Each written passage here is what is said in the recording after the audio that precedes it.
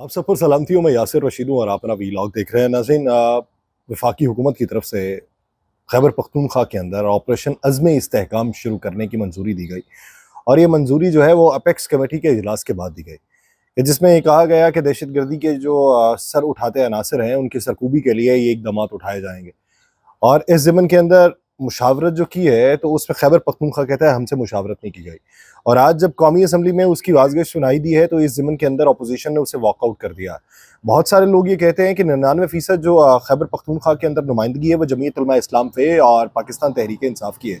और दोनों जमातों से मुशावरत किए बगैर अगर वफाकी हुकूमत कोई इकदाम उठाती है तो उससे बेहतरी के कितने इम्कानात रोशन हो सकते हैं। माजी में हमने बहुत से ऑपरेशंस किए हैं लेकिन उन तमाम सूबाई हुकूमतों को एतमाद में लेकर वो ऑपरेशंस किए जाते थे। जो वहाँ के कबायली अमायदीन होते थे उनको पहले लूप में लिया जाता था और फिर वहाँ के जोमा के साथ बातचीत करने के बाद फिर हिकमत अमली तय की जाती थी और फिर फैसला किया जाता था कि इन इलाकों में ऑपरेशंस किए जाएंगे।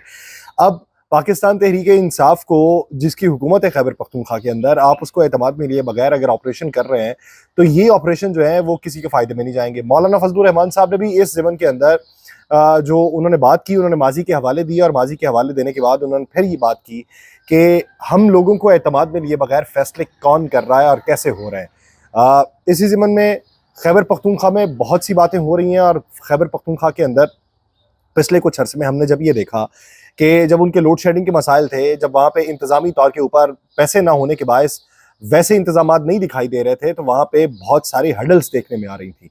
और अभी इनकी तरफ से जो फैसला हुआ है उसमें मुराद सईद साहब भी जो हैं वो बड़े अरसे बाद उन्होंने ट्विटर के ऊपर एक पैगाम दिया है और वो बड़ा एक तवील पैगाम है। उन्होंने कहा कि मेरी कौम इस बात पर गवाह है कि जब जुलाई 2022 में मालाकंड डिवीजन में दहशतगर्दी की नई लहर की बिसात बिछाई जाने लगी तो मैंने इस सिलसिले के आगाज़ से पहले अपनी कौम को आगाह किया और कुछ सवालात उठाए।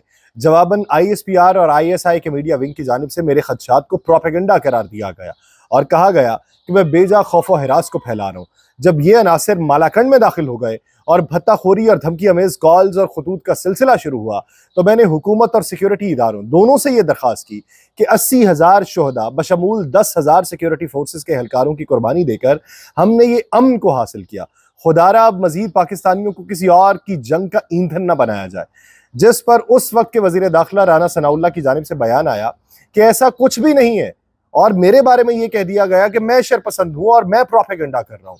हुकूमत और सिक्योरिटी इदारों की नीयत जानकर मैंने अपनी कौम से फिर रुजू करना मुनासिब समझा और उनके साथ मिलकर एक मुसलसल तहरीक चलाई और मुल्क की तारीख में पहली मरतबा एक कतरा खून बहाए बगैर मालाकंड रीजन से दहशतगर्दों को वापस पलटना पड़ा। होना तो ये चाहिए था कि जिस अमन के नाम के ऊपर अरबों डॉलर हड़पे गए और हजारों जानें गंवाई गई उसको सिर्फ कौम को यकजा करके बहाल करने पर रियासत दाद देती। ये काविश एक केस स्टडी के तौर पर देखी जाती, लेकिन ऐसा नहीं हुआ।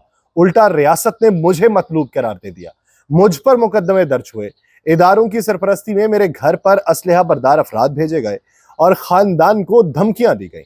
रस्ते से फिर हटाने की भी कोशिशें की गई। मेरे ही MPAs को बुलाकर यह समझाया गया कि ask him to stay out of, कि ये नादान है।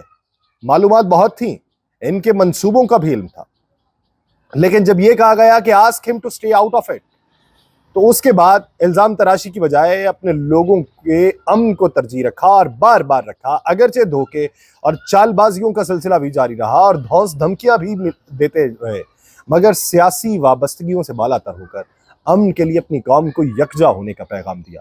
मालाकंड से मायूस होकर प्लान का रुख जो है वो जनूबी अजला की जानिब मोड़ दिया गया और अब वापसी का रास्ता वो अपनाना था जहां से माजी में इस गिरावनी खेल की शुरुआत की गई थी। लिहाजा मैंने लकी मरवत, वजीरस्तान, बन्नू, औरकजई, कुरम, DI खान, टांक, करक, हंगू, कोहाट के नौजवानों के साथ जरगे किए और उनको मोबिलाइज किया। तफसील तवील है।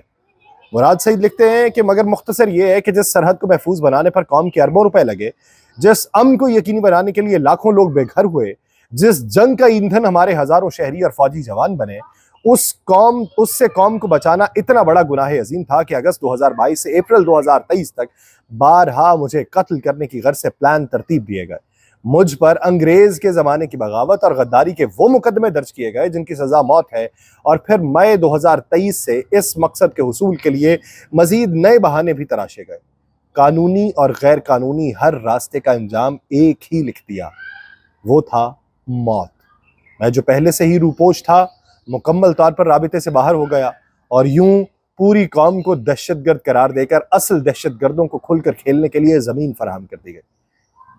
वो लिखते हैं कि निगरान हुकूमत के दौर में उन्हें पूरी तरह लकी मरवत और बन्नू में आबाद होने का मौका दिया गया। अब सुनने में ये आ रहा है कि ऑपरेशन का ऐलान कर दिया गया है, तो मुझ पर जो शरपसंदी और प्रोपेगेंडे की तोहमत लगाई गई उसका क्या? बस यही वजह थी ना कि हालात इस नहज पर लाना जरूरी था, क्योंकि मकासद का हुसूल इस पर मौकूफ था। जब खैबर पख्तूनख्वा में हमारी हुकूमत बनी तभी याराने गार को खबरदार कर दिया गया था कि ना सिर्फ इस खत्ते के लिए नए गेम प्लान पर अमल दरामद जारी है, बल्कि अगले चंद माह में इसी अमल को आपके खिलाफ बतौर जो चार्ज शीट इस्तेमाल किया जाएगा। लिहाजा खुलकर इस मसले पर सामने आए और कौम को आगाह करें।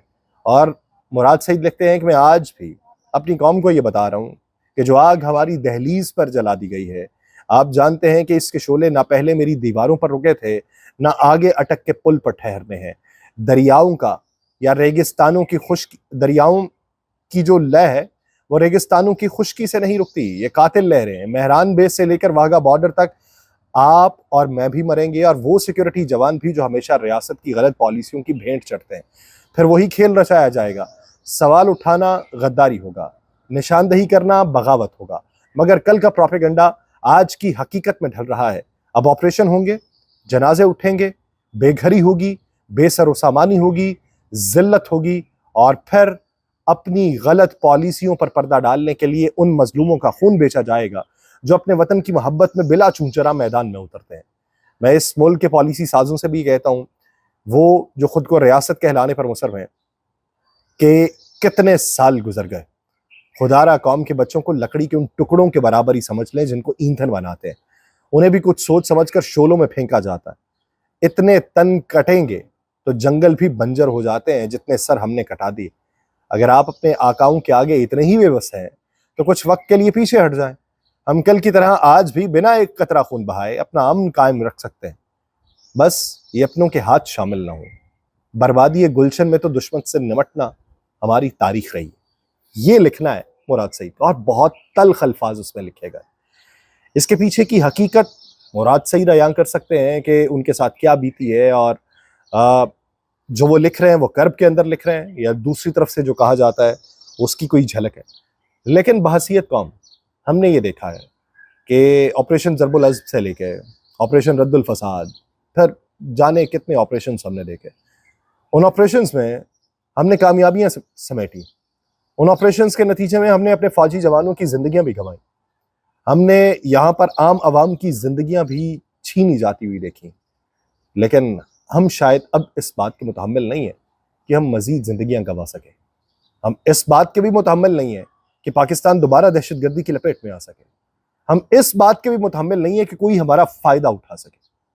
हमको बहसीयत कौम ऑपरेशन करने हैं, किए जाने चाहिए। जहां से किसी चीज को जड़ से उखाड़ फेंकना हो वहां पे ऑपरेशन जरूरी हो जाता है। कभी कभार आप किसी जख्म को खुला नहीं रख सकते, उसको बंद करने की जरूरत पड़ती है, या फिर जख्म को मजीद कुरेद कर उसके अंदर का जो गुबार है वो बाहर निकालने की जरूरत पड़ती है ताकि वो खुश्क हो सके। ऑपरेशन की जरूरत होती है, लेकिन ऑपरेशन से पहले एक जो लेटर है वो दिया जाता है जिसके ऊपर ऑपरेशन करने वाले अपनी राय सारी लिखी होती हैं, टर्म्स एंड कंडीशंस लिखी होती हैं, और उसको उस मरीज या उसके लवाहिकीन के दस्तखत दरकार होते हैं उस स्लिप, उस सफ़े को। वो दस्तखत होने के बाद ऑपरेशन हुआ करता है। वो दस्तखत करवा लीजिए। ऑपरेशन करने कीजिए, लेकिन वो दस्तखत करवा लीजिए। वहाँ के जो लोग हैं, जो लवाहिकीन हैं, जिनके इलाकों का ऑपरेशन होना है, उनसे दस्तखत करवा लें, ताकि कल को फिर कोई और बात ना हो सके जिसके हम मुतहम्मिल नहीं हो सकते। मुझे दीजिए इजाज़त। अल्लाह निगहबान।